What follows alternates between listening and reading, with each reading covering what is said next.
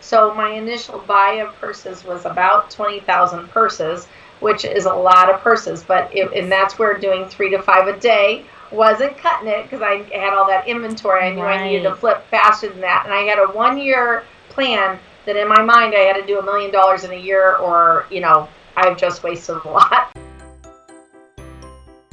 Welcome to the Get More Product Sales Podcast, the only Mom Plus Ecom podcast dedicated to giving you quick, actionable advice to sell more of your products easily in between kid tantrums and hugs. Of course, the more products you sell, the more lives you change.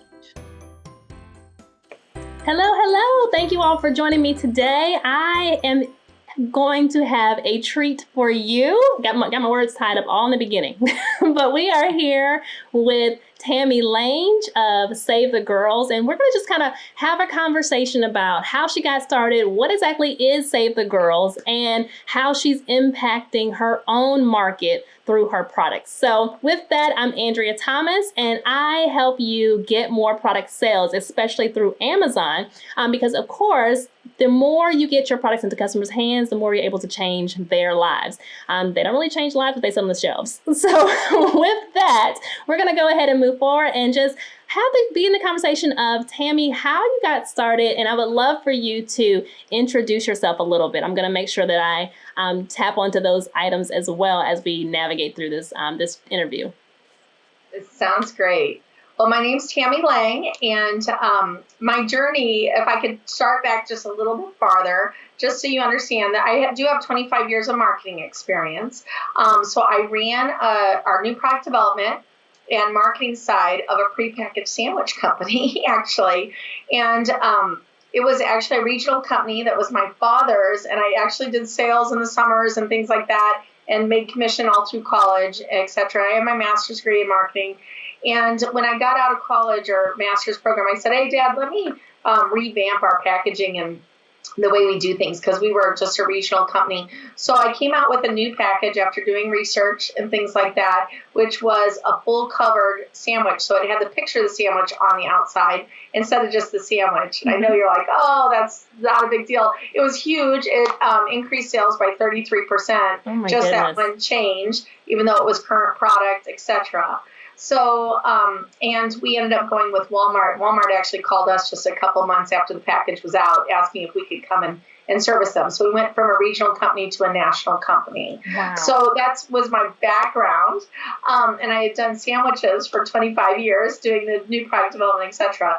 Well, we decided to sell that company in 2015. And long story short, I was a little bored. And all in the same week, 2 of my daughters lost their iPhones. One on a trail, and the second one in the laundry. She washed it. Oh, and my goodness. It was really bad. So on the third day, right after all that happened, I was talking to my sister-in-law, and she says, "Oh, I don't lose my phone," and she pulls it out of her bra, and she had breast cancer. No. This is nuts, crazy people. So anyway, I went canoeing, literally after, that happened on a Saturday, I went canoeing Sunday, and I could text you a backside of a waterproof bag. And I don't know if you can see this, but anyway, you can text and you can call. You can do everything you normally do right here through the backside of your purse.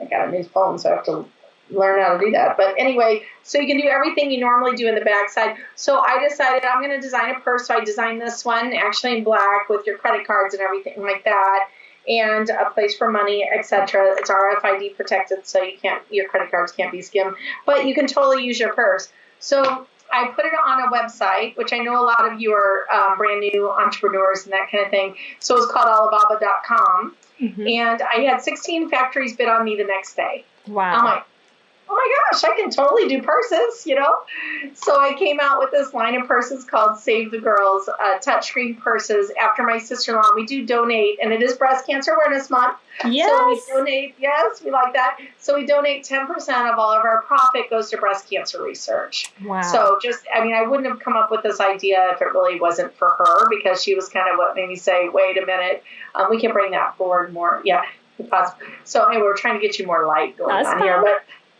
anyway, so Save the Girls launched. I launched it I was going to do an online only business, just so you know. And I got a website and I did my SEO search and I did some Google AdWords and I did that kind of marketing. But very quickly I realized that kind of my skill set is in selling direct to stores, to retailers, wholesalers.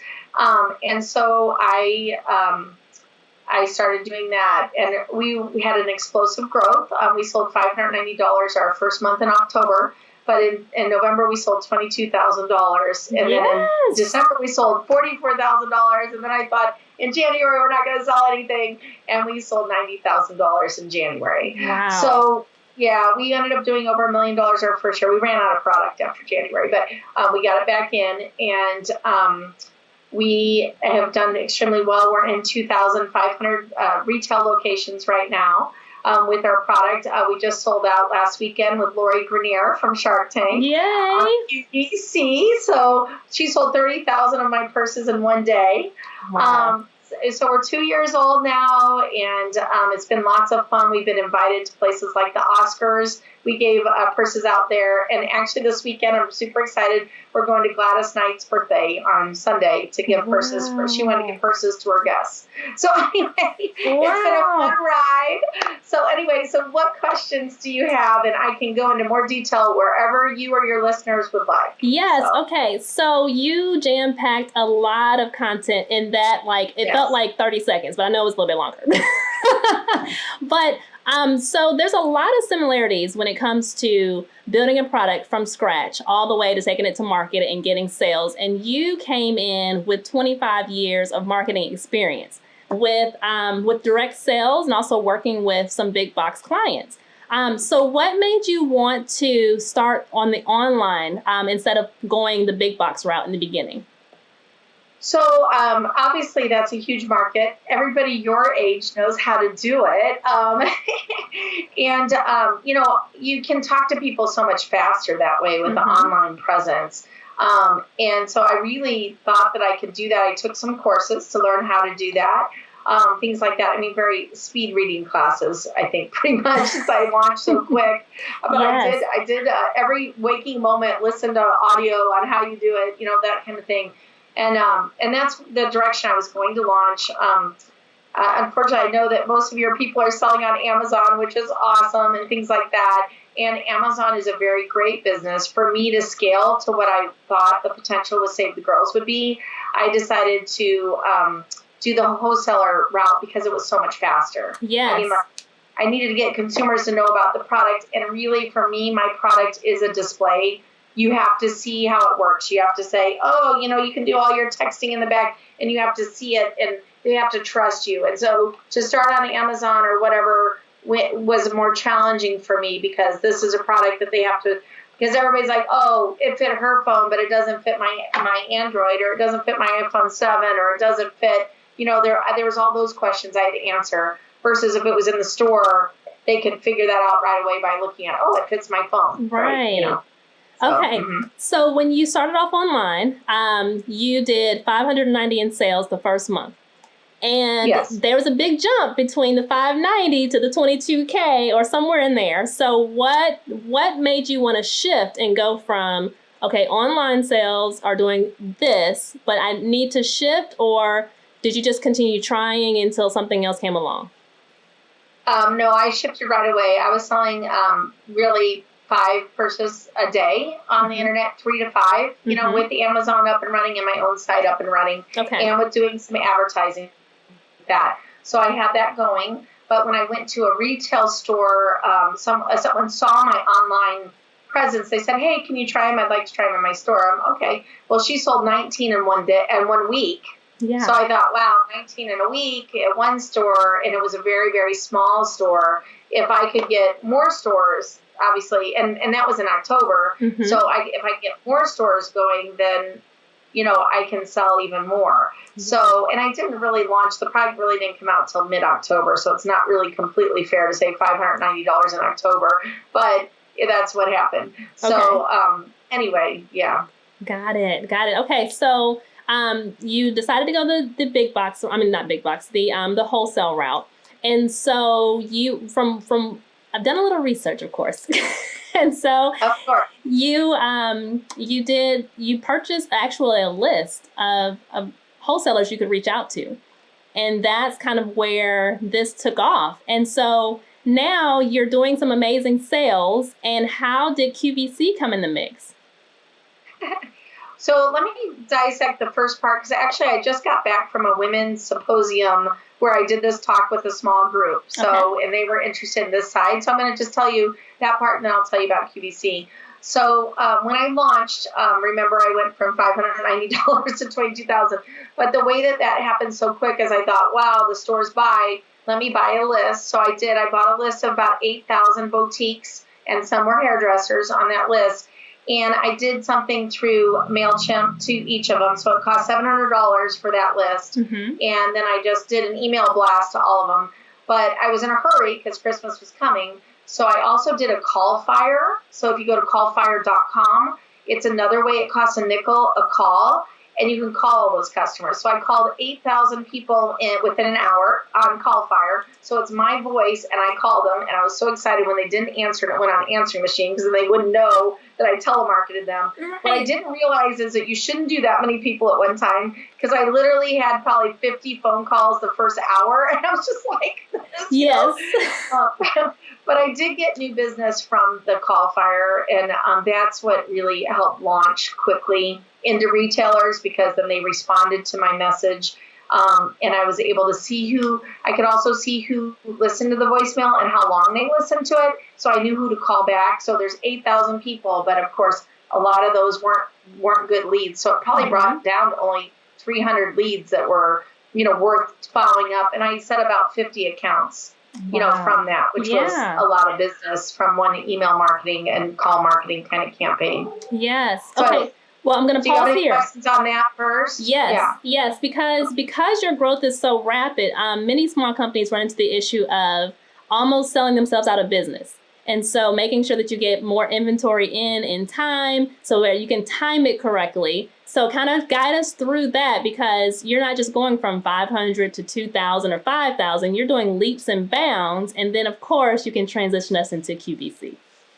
Right. So my initial thought was, this is a great product. Like I said, I've been in business for a long time. So I did have I took a whole year. We had like a reserve savings account, right? So I had a whole year to live off of without having to worry about paying myself. So that's a big plus. Yes. And then I did have some investment money that I could pull and buy purses. So my initial buy of purses was about 20,000 purses, which is a lot of purses, and that's where doing 3 to 5 a day wasn't cutting it, because I had all that inventory. I knew I needed to flip faster than that. And I had a 1-year plan that in my mind I had to do $1 million in a year, or, I've just wasted a lot for my family, because I invested everything in to the company knowing it was a good idea. So anyway, so that was that. So I did have enough product. I didn't run out of product until in January, when I sold $90,000. So I had plenty through Christmas, and I actually was able to service a lot of the January orders. And in January, I did the gift market. So a lot of them are future ship orders. So people order in January, but they get the product in March, April, May, when their stores open. Yes. So I did have a very nice flow. I did run out of quite a few variety, but never all items. And I just restocked. So basically, customers allowed me to backstock the things I was out of stock on. So as soon as it came in, I did deliver them the backstocked items for free. I still do that now, which is really rare in the industry. But it's because I try to get them the product as quick as I can. Got it. Okay. More questions keep flowing, but I'm going to stick to the QVC. Sure. Okay. So the QVC happened. So first of all, I went to the Oscars, and I was invited to the Oscars to be in the gift baskets. So a lot of the movie stars and those people, actually, I had quite a few comments that people said that I was the best item in their gift box. Wow. Which is amazing, because those gift boxes are $100,000 gift boxes. Yes. But they said, this is something I will actually use. I can use this on a daily basis. So I did have some actors tweet and all that kind of stuff, about my purses after that event. So that was really great. So then Lori Grenier, who's, of course, from Shark Tank and from QVC, her team sources fun and exciting products. So a mutual friend knew them, And they actually bought my product. So it was somebody that I became friendly with within the market, and they had bought my product too. And so they threw it out to just her team, not to Lori directly, but hey, we're selling this product. We sell it like hotcakes. We think this is an item that Lori would like to have. Yeah. And literally they got the product and they called the next day. And so we sold out. They had their first show in June and they sold out of 8,000 units in like 6 minutes. Oh my And gosh. so now this past Friday, they sold out of 30,000 units in 2 shows just on Friday. And so anyway, so that's my QVC. Yes, and that's so exciting. Now, is this normal? Is this typical? Because they have so many products. So is it whenever she touches it, it's just sold out? Or is this like you're a rare unicorn? I'm still learning that. But she did call me after Friday and she said, this product's amazing. You know, you're doing a great job. Wow. So she tries to sell out, but it certainly doesn't always happen. Okay. So. Yes. Okay. So with that, now you are 2 years in, and so you're getting the flow of your own business, of course, with the rapid growth and making sure that you're staying in stock. But you're also growing your team. So I'm curious on how much was your family involved in your business initially versus now? Well, that's a good question. And for all of you, I think are a lot of people startup that will be watching this. Is startups, that correct? Yes, startups, but also they already have their own brand that they've gotten to, 10,000, 15,000 a month, but they're wanting to get to that next level. Gotcha. So for me, my family's still very heavily involved. My daughters now, when I launched, I have 5 children, so I'm like a farmer. I grew all my own kids so that so instead of farming, they can all sell purses for me when they grew up. But my oldest daughter, she's 24, and when she graduated college, which was just 2 years ago, she went into the travel industry and became a cruise director. Wow. But yeah, as a cruise director, you get 6 weeks on and 2 weeks off. So guess who worked for Mama on her 2 weeks off? There you go. So she would plan her events around my major shows because I started going to gift markets in Atlanta and Dallas and things like that. Okay. So she would come with me and she would sell, and she's excellent at sales. She's a cruise director, so she's kind of one of those kind of personalities anyway. And so she was fantastic. And my husband came with me. He does a lot of moving boxes right now. So he moves things around and sets up the booth and makes it look nice for us and things like that. But he also sells purses. And my son, he's actually working full-time for Save the Girls. We've started a program where people can sell our purses and go around the country or go to festivals like cranberry festivals and all that. So he got married here in June 1st, and him and his wife have a Winnebago, and they're traveling around the country selling purses. Wow. So they're having they just visited. They're doing I think they sell about $30,000 a month, of my purses. Right. Right now, just going from event to event. So they're having a very hippie, fun first year of marriage doing that.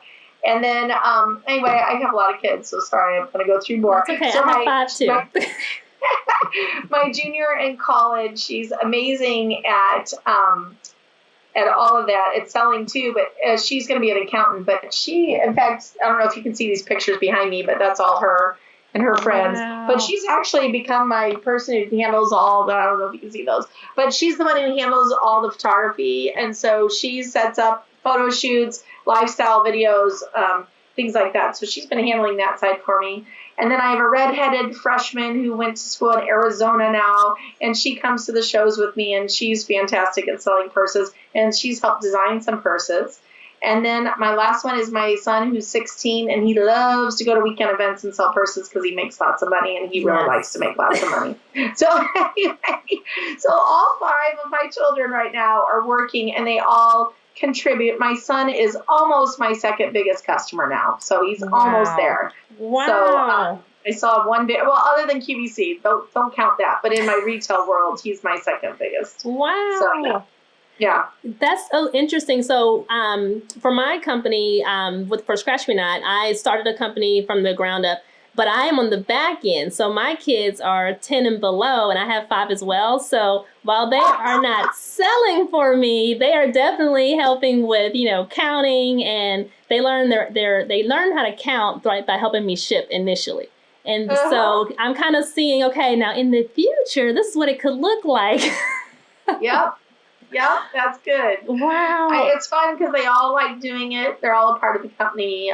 It's all on their own time, though. I don't try to push too hard. Except my daughter was going to live in Germany in January. And that's when all my markets are.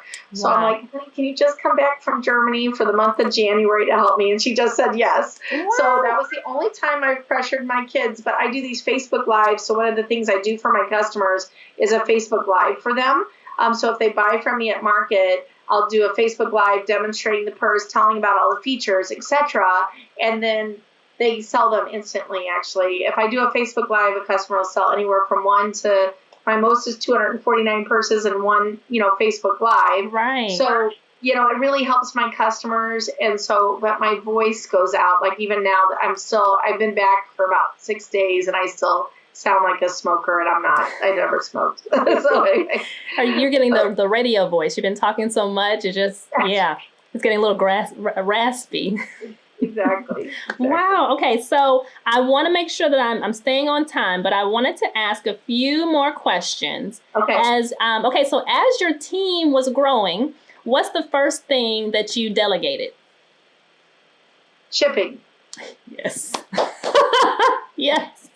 I can answer that. I can't. You don't even ever say another word. Shipping. Yes, that was my first thing as well. Getting somebody else to do that for me, because that's a full-time job, especially when you're moving so much. Like you're moving pallets at a time, and everyone is particular about how they want things labeled and shipped. And yes. Okay, awesome. Yeah.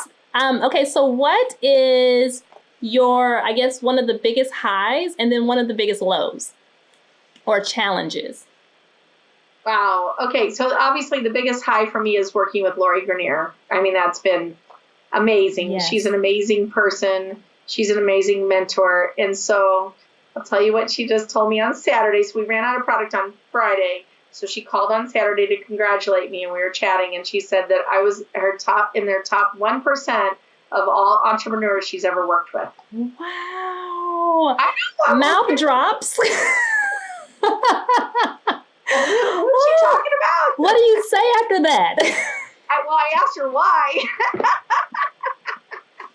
But she had really good reasons why, but she did call me organized. And I got to tell you, the organizational part is definitely my team. So I've joked to my team. I'm like, they called you. And they're talking about you, not me, because you said we're so organized. So that is so good. That's so good. So that was definitely the highest of the high. Yeah. So far. I think there'll be more, but so far.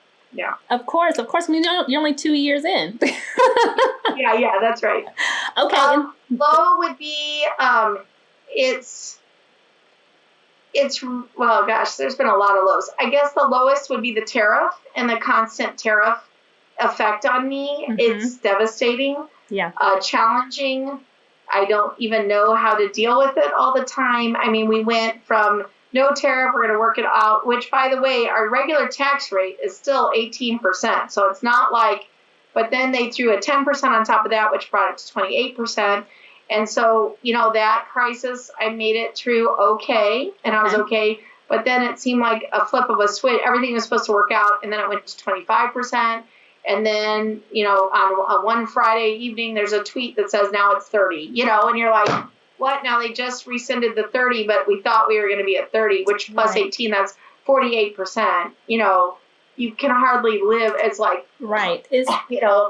So, So the tariff is definitely it really is the terror in my whole system. I'm trying to find new manufacturing. I've been to India. I'm going to Cambodia. I'm trying, but it's really hard to manufacture my purses and to do the quality. And I also really try to focus on women-owned, or at least women with lots of management of women. And so the factories I have now have a lot of women in those positions, and so to find them in other countries is very challenging for me. Yes. Okay, so to kind of give insight on our newbies, tariffs, of course, is when it comes to importing, exporting. There's taxes involved, and so in order to get your product to clear and get into the U.S., you have to pay X amount of taxes depending on whatever category your products are in. And so 18% is what kind of the range that products of clothing or purses or accessories come in through. But with all the different changes government-wise, and China in particular, that number has been fluctuating in the direction that hurts our bottom line. And so, which also means it hurts the consumer. They have to pay a higher price because we have to be able to justify our prices and stay in business. So that is one of the things that is it's kind of like a catch-22 though, because in the beginning, the U.S. was all about making everything in-house. Then we saw all these, developing countries, and we wanted to maximize that. And so we became the thinking country, and then finding other countries to do labor for us. And now some of that is kind of switching, and so we're kind of caught in the crossfire. Yeah. You did a really good job explaining that. Thank you. My blood is rising as I'm saying this because I have product coming in and I'm like, that bill. It just, yeah. Well, and for everybody to know this, obviously that bill's up front. So you don't have time to, to wait and sell your product before you have to pay it. So it's one more cost of entry into business, and it makes it very challenging. I think even more challenging for women-owned businesses. It's very challenging for us to get bank loans, things like that. And so we don't have the upfront money to pay all these extra upfront fees. And so it's quite devastating, very devastating. And it's especially devastating because it changes off the drop of a dime. So you estimate how much it's going to cost, and then you get an email or you get a notification. A tweet. A tweet of all things that, oh no, my life just changed. Do I have enough cash flow to bring this in? And can I move it fast enough to recoup the funds that I just pushed out? And so at the end of the year, when you're doing your taxes, for those who did their taxes late, the 15th of October was the last day. And so now you're like, hey, pins and needles on, how profitable you are, depending on if your accountant broke the news to you early. Yep. Okay. So, one more question. Actually two. I know your family is more than proud, more than amazed by how you spearheaded this, and your sister is like, wow, you just took something that's dear to me and actually like a funny situation and turned it into a multi-million-dollar business almost overnight. But do you kind of sit back and think, wow, I knew I could do this, but now I'm here? Like, do you have moments like that, or are you so busy you just keep going? It's a good question. I'll never forget. So the first year, it was really, I had a friend who helped me. She was full-time, but, took time off. She needed it. And then I hired my first employee, like almost a year after launch, And so it was mostly me. And then my family all pitched in, wherever they could, which was great, but overwhelming. And I'll never forget when I was sitting in a room and there were like 8 people around me and we were all talking about Save the Girls. And I was just like, oh, thank you, Lord, I have help. There's people to help me now. Yes. And that moment, I'm not kidding, I looked around the room and I just, teared up. I'm like, wow, there's people, because you do it all by yourself, and it's overwhelming. Yes. When you're doing it all by, I was, hey, I didn't like the way my purse fit. Okay, I'll fix it for you, to, hey, how am I going to get the product here, to marketing. Just every little piece of the puzzle, when it's only you that's doing everything every time, it's a little overwhelming. So I was thrilled when I had like a room around me. That was big. Yes, that is. I think you tapped into one of the biggest pain points of being a solo entrepreneur is you are not only the designer, the spearhead, the person who's thinking of all the pieces of the puzzle. You're actually the one putting the puzzle together, and then you're shipping the puzzle. Yes, that's right. And then you're shipping it out. Yes. So that is like emotionally draining, as well as physically and mentally draining. But you get so much life when you see your product being used by someone you don't know, when you get the feedback. That's what like keeps you up at night, and you're like, I have another idea. You can't sleep at 3 a.m. because you want to wake up and get this thing moving. Okay. So my last question is, looking back to the past 2 years, what's one thing that you would do differently, if any? Oh gosh. Wow. Well, I stressed a lot the first 6 months when I was pivoting and going from online to something else. I knew that this would work, I just didn't know which path. And I felt like I was a Pac-Man ball. And the Pac-Man, they run to the wall, and then they go this way, and they go this way. And I was Pac-Man all the way, eating the dots, and then getting blown up, whatever. And so for me, I wish I could look back, and I knew that it would be successful. Obviously, I didn't know that Lori Grenier would be calling me on the phone on a Saturday. I didn't think quite that far. Yeah. But I knew it would be extremely successful. But how to get there was the problem. And I lost a lot of sleep over worry, and I shouldn't have worried. I should have just trusted. And I'm a Christian, so I should have trusted in God that He's got this. Yeah. I just have to figure out, how to navigate it. Yeah. So I wish I would have done a little bit more of that, especially the first 6 months until I could have a little bit more help, Wow. So, yes. Yeah. Well, thank you. Thank you for taking the time to have some vulnerable moments with me, so a few laughs, and just kind of rehashing how you went from an idea and a concept off of a few incidents to now where you are today. So thank you so much. Of course, if you want to take a deeper look at her purses, see what she has to offer, go to savethegirls.com. That's where you're going to see her genius unfold on the website, or of course, catch next QVC. That's next weekend, actually. There you go. I do want to tell you all, for all of you people out there, remember to be kind to others. Like when you're looking and you find a product that you like, make sure to write them a review, because that was one of the biggest things for me when you first launch, and how important those things are, that you help other people. So when you go and see something you like, be kind to them and write them a review, even if it's a super small little company to a big company, to the fact that Taco Bell gave you a good taco, because actually it's an independent that probably owns that business too. So be kind to others and generous with your reviews and things like that. And then I think it all just kind of comes back to you. If you're good to others, they'll be good to you. Yes. So. I'm going to add one thing that too, and that's also give them a little bit of grace. Oh, yes. You're right. If something doesn't come the day that they thought it would, if it's one day later, whatever the issue is, just know that they're trying to do their best, and that they'll do the best by you until they prove you otherwise, instead of it thinking bad thoughts until they get the opportunity to show you their true light. Wow. Yeah. Thank you so much for your wisdom and for your time.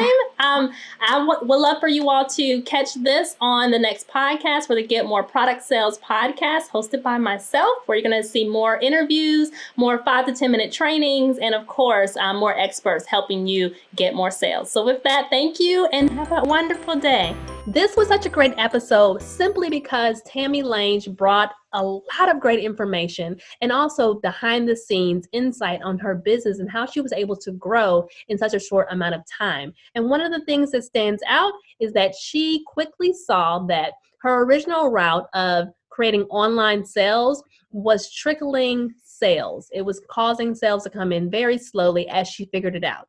And so when she got that tip from another retail seller that she can go the wholesale route, she quickly decided to go at it full force, pour gasoline on it, and make some crazy sales with it. And so I hope you've gathered some nuggets for your own business. And I want to leave with one question for you. Where do you need to make a shift within your business? There are some areas that are doing amazing and doing awesome, but there are some opportunities within my business, within your business, where we can say, hey, there's opportunities elsewhere. I just need to make a simple shift. With that, thank you for joining me on this Get More Product Sales podcast, and I look forward to bringing you more episodes to help us make decisions on how we can get our products off the shelves and into our customers' hands to change their lives.